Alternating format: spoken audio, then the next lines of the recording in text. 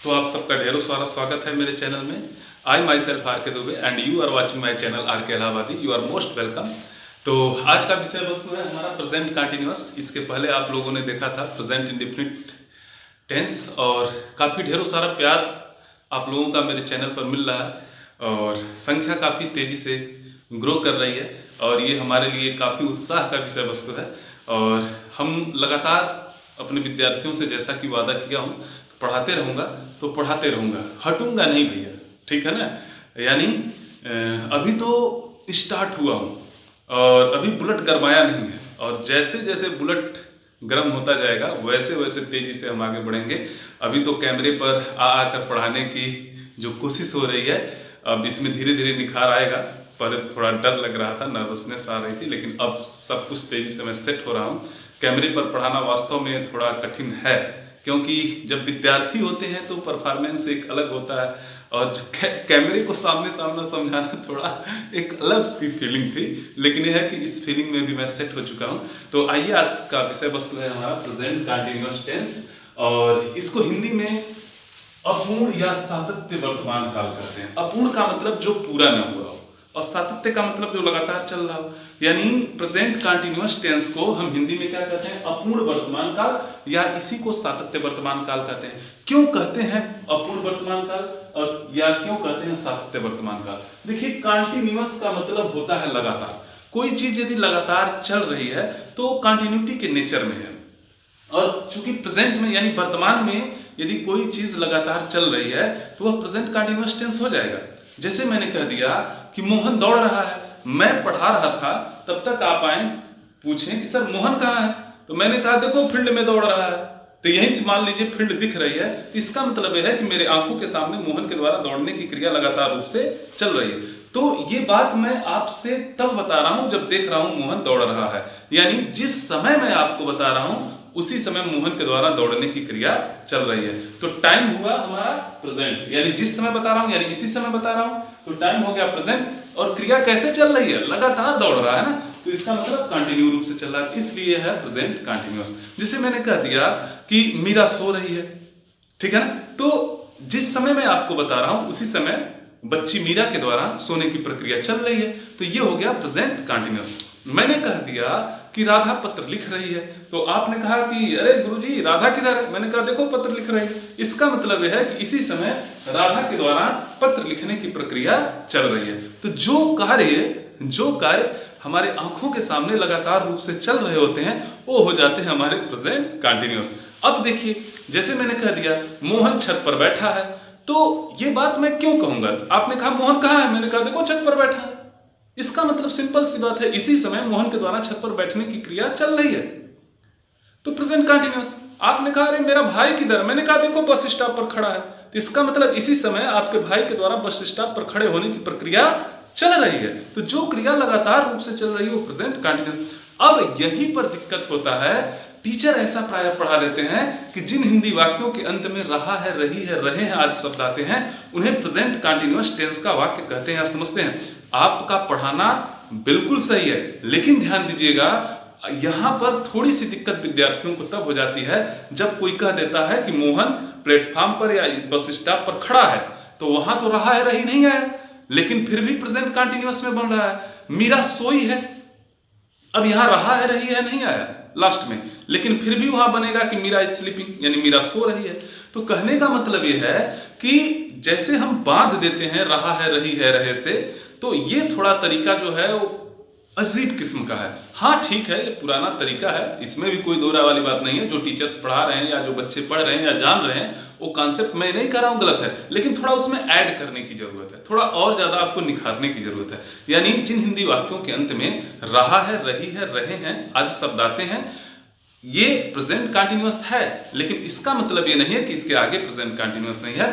जैसे मैंने कह दिया कि मीरा सोई है, तो इसका मतलब यह है लगातार उसके सोने की प्रक्रिया चल रही है। वह बैठा है, इसका मतलब लगातार बैठने की क्रिया चल रही है। रमेश खड़ा है प्लेटफॉर्म पर, तो इसका मतलब लगातार चल रही है। तो यानी आ है, ई है, ए है, आ जा रहे हैं, और कार्य यदि लगातार रूप से आपको ऐसा बोध हो रहा है कि कार्य लगातार चल रहा है, तो प्रेजेंट कंटिन्यूअस ही होगा, और उसका अनुवाद प्रेजेंट कंटिन्यूअस में ही बनेगा।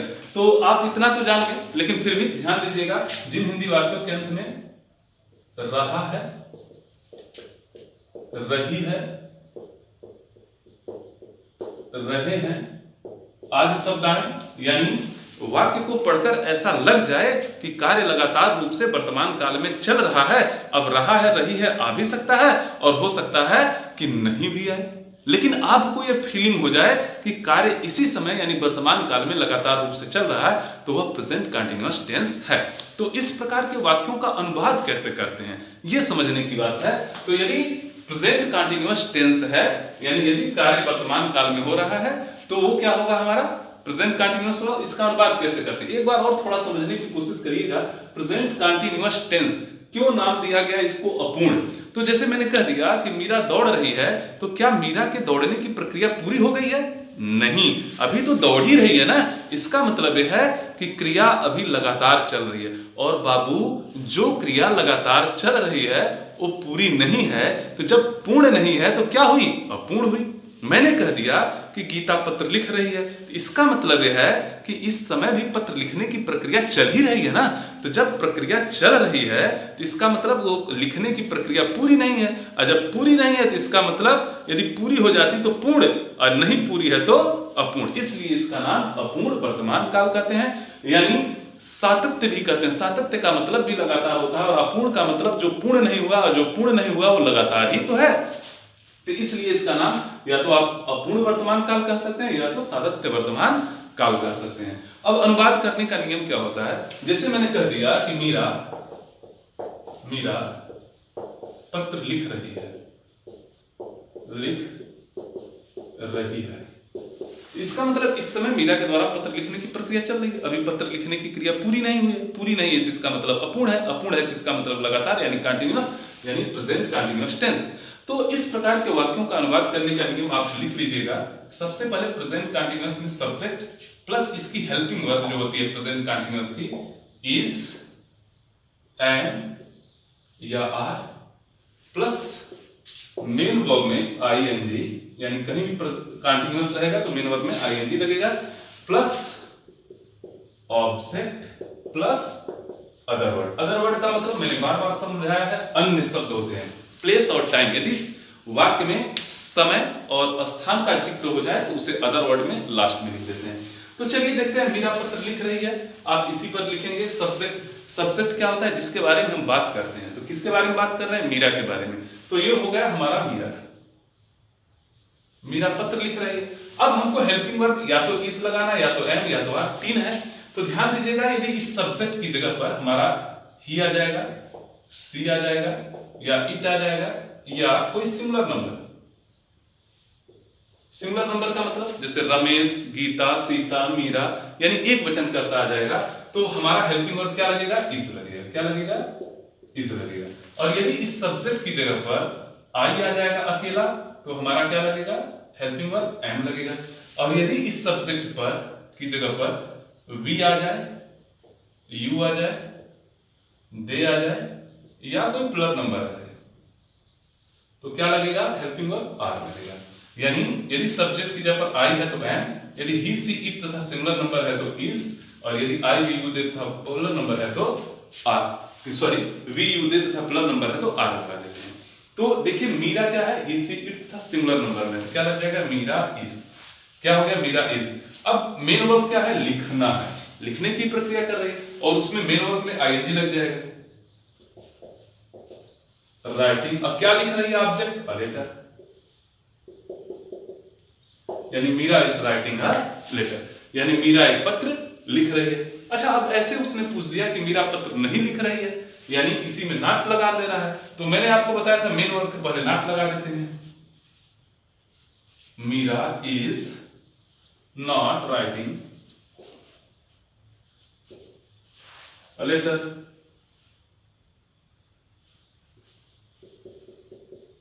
Meera is not writing a letter. अच्छा, आ गया, मान लीजिए कि क्या मीरा पत्र लिख रही है, तो हेल्पिंग वर्ब को पहले ला दीजिए, is Meera writing a letter, और लास्ट में क्वेश्चन मार्क लगा दीजिए। क्या मीरा पत्र नहीं लिख रही है, तो इसी के पहले नॉट लगा दीजिए, यानी is Meera not writing a letter.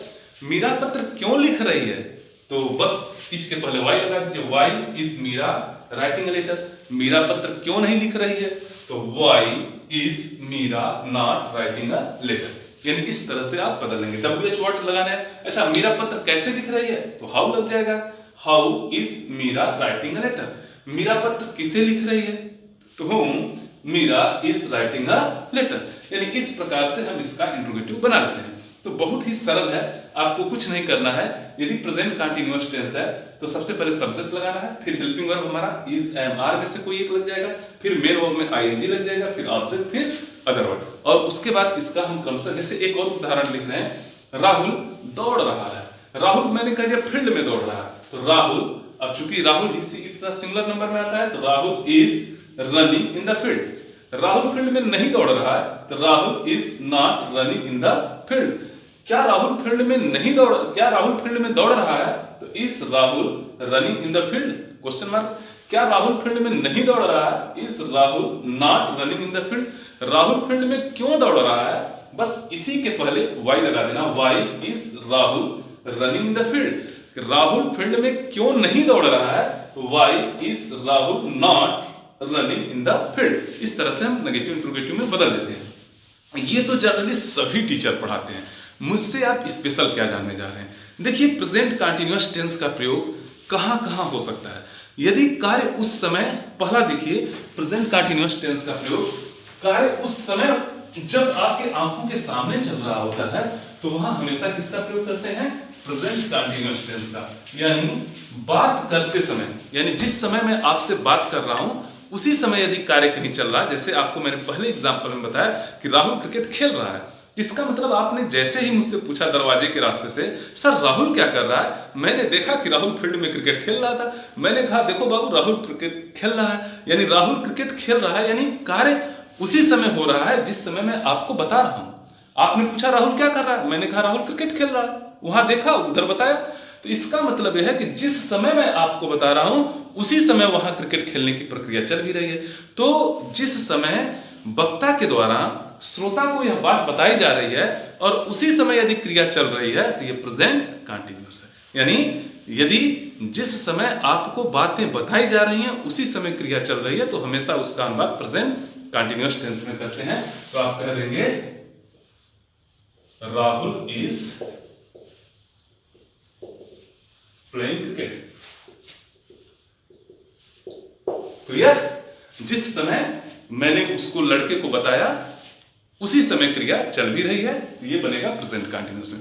अच्छा, ये तो पहली शर्त रही। दूसरी शर्त, यदि जिस समय मैं आपको बता रहा हूं, यदि क्रिया उस समय न चल रही है लेकिन फिर भी कहीं ना कहीं चल रही है, तो उसका भी अनुवाद प्रेजेंट कंटीन्यूअस टेंस में होता है। देखिए एक बार और सुनिएगा, जिस समय मैं आपको बता रहा हूं क्रिया उस समय तो नहीं चल रही है, क्योंकि जिस समय बता रहा हूं ये समय आपका वर्तमान है और क्रिया वर्तमान में जब चलती है तभी प्रेजेंट कंटीन्यूअस होता है। लेकिन यहां थोड़ा सा अलग है, जिस समय मैं आपको बता रहा हूं क्रिया उस समय तो नहीं चल रही है लेकिन फिर भी कहीं न कहीं क्रिया चल ही रही है लगातार रूप से, उसका भी अनुवाद किसके आधार पर होता है, प्रेजेंट कंटीन्यूअस टेंस के आधार पर होता है। जैसे मैंने कह दिया मैं आजकल रामायण पढ़ रहा हूं, तो जिस समय मैं आपको बता रहा हूं उस समय तो मैं रामायण पढ़ नहीं रहा हूं, लेकिन फिर भी आजकल रोज रोज मैं क्या कर रहा हूं, रामायण पढ़ रहा हूं सुबह शाम मिलाकर। तो कहने का मतलब यह है कि क्रिया उस समय तो नहीं चल रही है जिस समय मैं आपको बता रहा हूं, लेकिन फिर भी प्यारे लाल क्रिया कहीं न कहीं आजकल चल ही रही है। तो मैं कहूंगा I am reading the Ramayana nowadays. थोड़ा यहां पर अलग अलग कर लीजिएगा, नाउअडे यानी I am reading the Ramayana nowadays. आजकल मैं रामायण पढ़ रहा हूं, जिस समय मैं बता रहा हूं उस समय तो नहीं पढ़ रहा हूं लेकिन फिर भी कहीं कहीं क्रिया चल रही है, तो उसका भी अनुवाद प्रेजेंट कंटीन्यूअस टेंस में होता है। ध्यान दीजिएगा, जैसे एक और एग्जांपल ले रहे हैं, आजकल राहुल ड्यूटी पर जा रहा है। यानी इसका मतलब यह है कि जिस समय मैं आपको बता रहा हूं उस समय तो नहीं जा रहा है लेकिन फिर भी आजकल वो कंटिन्यू तरीके से जा रहा है। तो Rahul is going to his duty nowaday, यानी आजकल राहुल अपने ड्यूटी पर जा रहा है। तो ध्यान दीजिएगा, जिस समय मैं बता रहा हूं उस समय तो राहुल नहीं जा रहा, लेकिन फिर भी क्रियाएं आजकल चल रही हैं। तो सबसे पहली बात ये आपने देखा कि इसमें देखा कि जिस समय आपको बात बताई जा रही है क्रिया उसी समय चल रही है। जैसे मैंने कह दिया राहुल इज प्लेइंग क्रिकेट, तो इसका मतलब मैं जिस समय आपको बता रहा हूं क्रिया वहां दूसरी तरफ उसी समय चल रही है। दूसरा मैंने बताया I am reading the Ramayan, मैं जिस समय बता रहा हूं उस समय क्रिया नहीं चल रही है, लेकिन फिर भी आजकल चल रही है। तो दो शर्तें तो पूरी हो गई। तीसरी शर्त यह है कि यदि आने वाले समय में क्रिया होने को जा रही है, हुई नहीं है, आने वाले समय में निकट भविष्य में क्रिया होने को जा रही है जिसकी व्यवस्था पहले ही कर दी गई है। ध्यान से समझिएगा, यानी आने वाले समय में क्रिया होने को जा रही है और जिसकी व्यवस्था पहले ही कर दी गई है। और किस समय में होने जा रही है? आने वाले निकट भविष्य में, दूर के भविष्य में नहीं, आने वाले निकट भविष्य में। यदि एक बार और सुनिएगा, आने वाले निकट भविष्य में यदि कोई क्रिया होने को जा रही है जिसकी व्यवस्था पहले ही कर दी गई है, तो मेरे बच्चों उसका अनुवाद प्रेजेंट कंटीन्यूअस टेंस में होता है। वहां गोइंग टू का प्रयोग कर देते हैं। किसका प्रयोग कर देते हैं? इज एम आर के साथ गोइंग टू और मेन वर्ब की फर्स्ट फॉर्म लगा देते हैं। तो देखिएगा, जैसे मैंने कह दिया नाव डूबने जा रही है, तो देखो बाबू अभी नाव डूबी नहीं है। देख रहा हूं कि नदी में अब नाव डूबने ही जा रही है, अभी डूबी नहीं है, अभी 2-4 मिनट लगेगी, वो हिलडुल रही है, अब ऐसा लग रहा है कि डूब जाएगी। तो देखो नाव डूबने जा रही है, अभी डूबी तो नहीं है, लेकिन यह है कि निकट भविष्य में 2-4 10 मिनट में 20 मिनट में नाव डूबने जा रही है।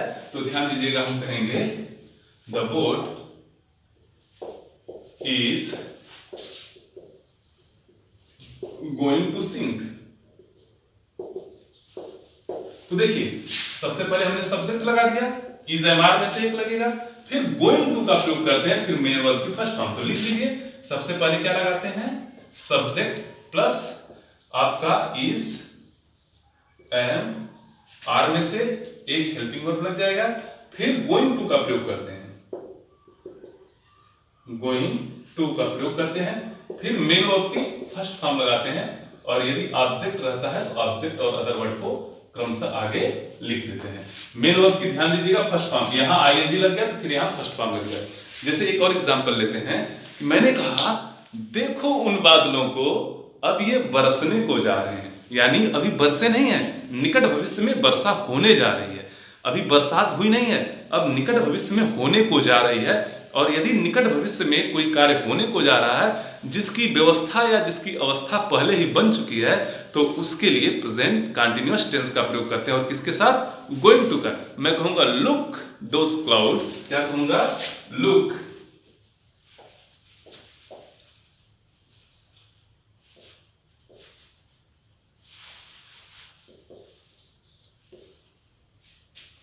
लुक दोस क्लाउड्स, देखो उन बादलों को, वे बरसने को जा रहे हैं। दे, अब दे के साथ क्या लग जाएगा? आर लग जाएगा, दे आर, फिर गोइंग टू का प्रयोग कर दीजिए, going to rain. They are, ये गोइंग टू है बाबू, थोड़ा सा, they are going to rain. तो लुक दोस क्लाउड्स यानी देखो उन बादलों को, ये तो हो गया हमारा इंपरेटिव सेंटेंस, देखो उन बादलों को। अब यहां से देखिए, यहां से बना है subject plus is am are plus going to plus main verb की फर्स्ट फॉर्म, यानी they are going to rain. जैसे मैंने कह दिया कि मैं पत्र लिखने जा रहा हूं, अभी लिखा नहीं हूं, बस जा रहा हूं, यानी निकट भविष्य में होने जा रहा है, यानी I am to going to write a letter. मैंने कह दिया आज रात में मूवी देखने जा रहा हूं, तो इसका मतलब यह है कि आज रात में मूवी देखने जा रहा हूं, अभी देखा नहीं हूं, आने वाले समय में होने जा रहा है। तो क्या हो जाएगा? I am going to see cinema at this night, यानी आज रात जा रहा हूं ना, तो टू नाइट, टू नाइट के लिए आज रात हो जाएगा। तो यानी I am going to see the cinema tonight का मतलब आज रात। टू नाइट का मतलब क्या होता है? आज रात। यानी आई, आप लिखेंगे क्या? I am going to see cinema tonight. तो इस तरह से आपने देखा कि जो कार्य हमारे आंखों के सामने चल रहे हैं वो भी प्रेजेंट कंटीन्यूअस, जो कार्य हमारे आंखों के सामने नहीं चल रहे हैं लेकिन फिर भी आजकल चल रहे हैं वो भी प्रेजेंट कंटिन्यूअस। जो कार्य आने वाले निकटस्थ भविष्य काल में होने जा रहे हैं, जिसकी व्यवस्था हम पहले ही कर दिए हैं, वो भी प्रेजेंट कंटिन्यूअस। तो इस तरह से हमारा प्रेजेंट कंटिन्यूअस संपूर्ण हुआ। लेकिन ध्यान दीजिएगा, मैंने प्रेजेंट इंडेफिनिट टेंस में पढ़ाया है कि यदि कोई कार्य आदत संबंधी बात में आ जाता है, यानी यदि आदत संबंधी बात की प्रयोग करते हैं, यानी यदि हैबिचुअल एक्शन की बात करते हैं, तो वहां प्रेजेंट इंडेफिनिट का प्रयोग करते हैं। हैबिचुअल एक्शन का मतलब जैसे कुत्ते अजनबियों पर भौंकते हैं, तो ये उनके आदत संबंधी बात है, वह झूठ बोलता है या वह झूठ बोलती है, ये प्रेजेंट इंडेफिनिट टेंस में आदत संबंधी बात है। रवि सच बोलता है, आदत संबंधी बात है।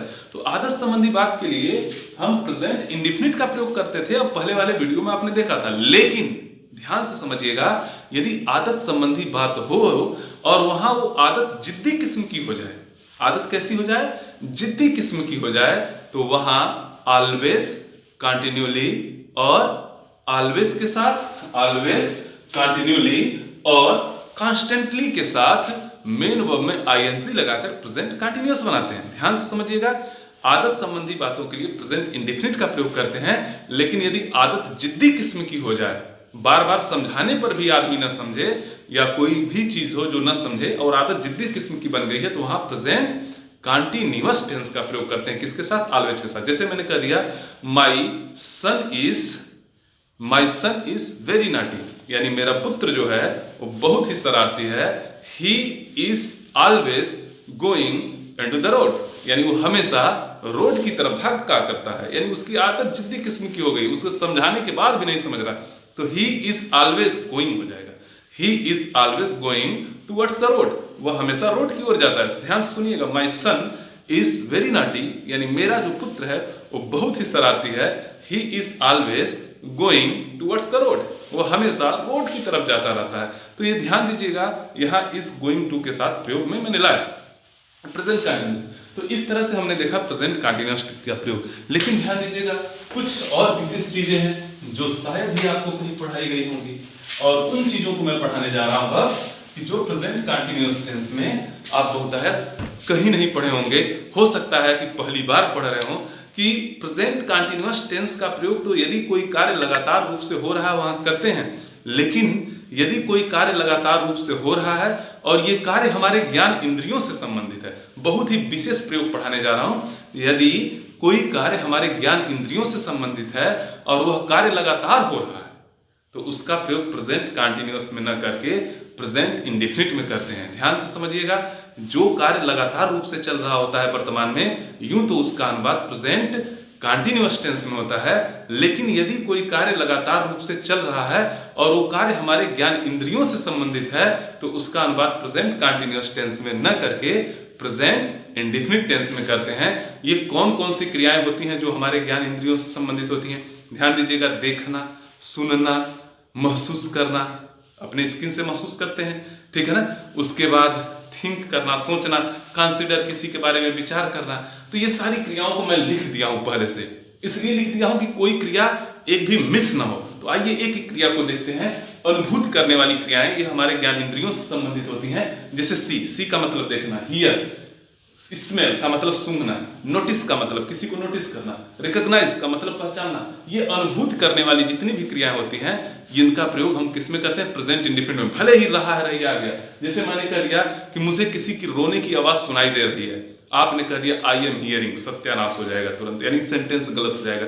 आई एम हियरिंग नहीं कहेंगे, आई हियर, क्या कहेंगे? I hear that someone is weeping, कि कोई रो रहा है। तो हियर का हियरिंग नहीं होगा, सिंग नहीं होगा, स्मेलिंग नहीं होगा, ठीक है ना। इसी तरह से नोटिसिंग नहीं होगा, रिकॉग्नाइजिंग नहीं होगा। तो ध्यान दीजिएगा, सी है, हियर है, भले ही रहा है, रही है के साथ आए, लेकिन उनका अनुवाद किस में होगा? प्रेजेंट इंडेफिनिट में होगा। इसी तरह से जो चीजें प्रकट होने वाली चीजें हैं, तो जो प्रकट होती हैं यानी जिन्हें हम महसूस करते हैं, देखते हैं, उसमें से अपीयरिंग, अपीयर होता है, अपीयरिंग नहीं होता।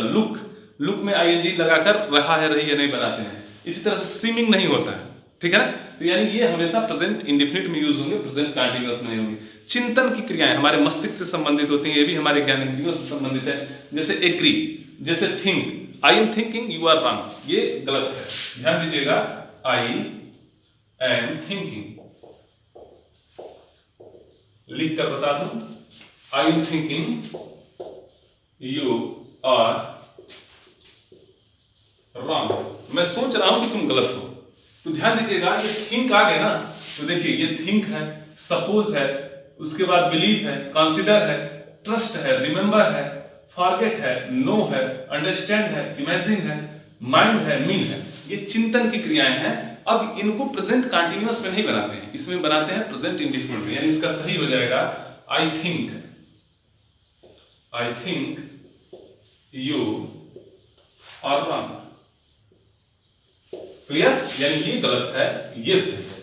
कभी भी जितनी भी क्रियाएं जो हैं ये हमारे ज्ञान इंद्रियों से जो संबंधित होती हैं उनका अनुवाद प्रेजेंट कंटिन्यूअस में न करके प्रेजेंट इंडेफिनिट टेंस में करते हैं। इसी तरह से अधिकार से संबंधित क्रियाएं जो होती हैं, यानी पसेस को जो बताती हैं, पसेस का मतलब कहीं हमारे अधिकार की बात करते हैं, जैसे ओन है, कंटेन है, बिलोंग टू है, यानी किसी से संबंधित होना, पसेस है, कंसिस्ट ऑफ है, हैव है। इन ये प्रक्रियाएं जो होती हैं, जैसे हैव है, मैंने कह दिया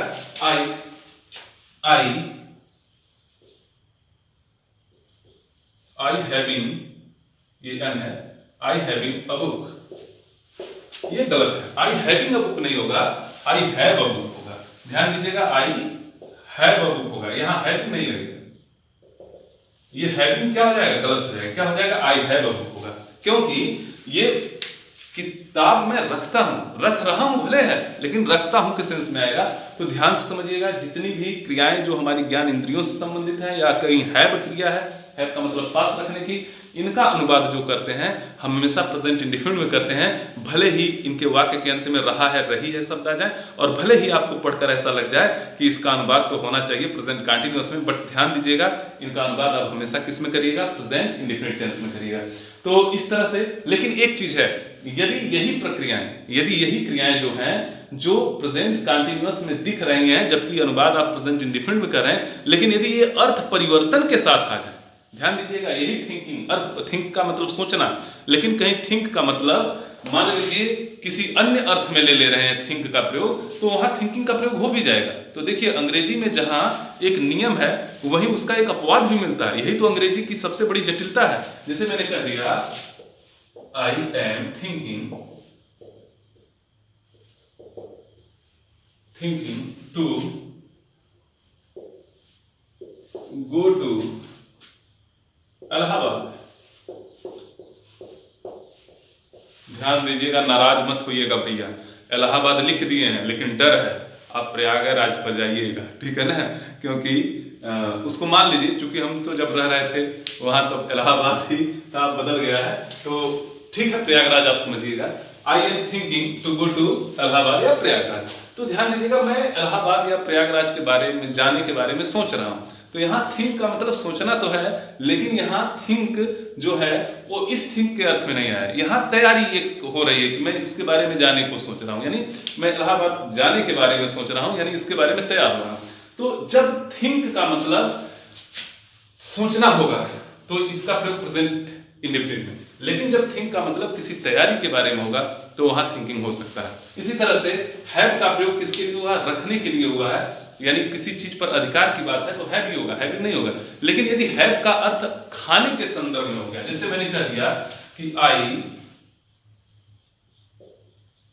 having my lunch, I am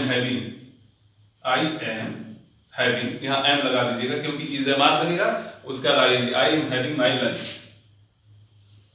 मैं अपना लंच ले रहा हूं। तो यहां देखिए, यहां हैव का मतलब ईट है, यहां हैव का मतलब ईट है, यहां थिंक का मतलब एक प्रकार की तैयारी है इलाहाबाद जाने की, यहां हैव का मतलब रखना नहीं है, यहां हैव का मतलब ईट के संदर्भ में आ रहा है। तो जब इन जितने भी मैंने आपको शब्द बताया है आप स्क्रीनशॉट कर लीजिएगा, इनका प्रयोग यदि रहा है, रही है के अर्थ में हो रहा है और एग्जैक्ट वही मीनिंग है तो इनका अनुवाद आप प्रेजेंट इंडेफिनिट में करिएगा। लेकिन यदि इनका प्रयोग किसी दूसरे अर्थ परिवर्तन के साथ हो रहा है तो इनका प्रयोग आप प्रेजेंट कंटिन्यूअस में कर सकते हैं। तो ये रही आज की हमारी प्रेजेंट कंटिन्यूअस टेंस की क्लास। शायद आप लोगों को बहुत अच्छी लगी होगी और कुछ नई चीजें जानने और सीखने को मिलेगी। यहाँ यही सारी चीजें नहीं है कि कभी भी आप अनुभूति बताने वाली और जितनी भी प्रक्रियाएं हमारे ज्ञान इंद्रियों से संबंधित होती हैं, जैसे आई एम हियरिंग नहीं कहेंगे, ठीक है ना, this is testing very sweet ये नहीं कहेंगे, दिस टेस्ट इट्स टेस्ट का मतलब इसका स्वाद जो है, it is testing very sweet नहीं कहेंगे, इट टेस्ट वेरी स्वीट, यानी इसका जो स्वाद है वो बहुत ही मधुर है। तो टेस्टिंग नहीं होगा। इसी तरह से आई एम नोटिसिंग नहीं होता है, आई नोटिस होता है। आई एम रिकॉग्नाइजिंग यू नहीं होता है, आई रिकॉग्नाइज यू होता है। इसी तरह से ही सी इज अपीयरिंग भी नहीं होता है, सी अपीयर्स नहीं होता है। इसी तरह से लुकिंग नहीं होगा। इसी तरह से हाँ, लेकिन लुकिंग का अर्थ दूसरे अर्थ में होगा तो लुकिंग होता भी है, कई बार लुकिंग देखने को भी मिलता है। इसी तरह से स्विमिंग नहीं होगा। इसी तरह से एग्री, थिंकिंग, सारी चीजें मैंने आपको बता दिया, आप पढ़िएगा, बहुत सारी चीजें और निकल कर आएंगी। यदि कोई डाउट होगा तो कमेंट पर पूछ लीजिएगा। और आप लोगों का जो सहयोग और प्रेम और दुलार मिल रहा है हमारे चैनल पर, उसके लिए मैं सदैव आभारी रहूंगा। और इसी तरह से चैनल को आगे बढ़ाते जाइएगा। जरूरतमंद बच्चों तक हमें जरूर पहुंचाइए, क्योंकि